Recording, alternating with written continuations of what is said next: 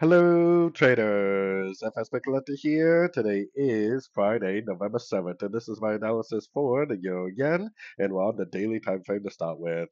So on the Euro Yen, we definitely turned down, and we do have a 4-hour time frame breaker structure right here.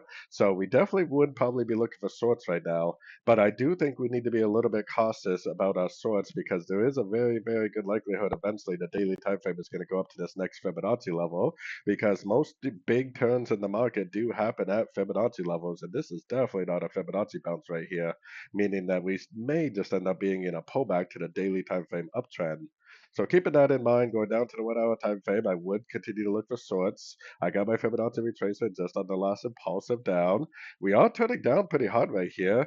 Kind of at the 61%, not really, but like I said, we need to kind of continue to look for shorts. If this goes down like that, then that's great news for us. We technically should be looking for shorts because the 4 hour and the daily time frame has turned down. Just keep in mind that if you do get a big break of structure to the upside on, the 1 to 4 hour time frame, you definitely want to stop looking for shorts and start looking for longs again because the higher time frames, like the weekly, is still up, and we still haven't hit that Fibonacci level that we likely are eventually going to hit. So, anyways, don't forget to check out my website linked over here in the corner. And as always, thank you for watching and happy trading.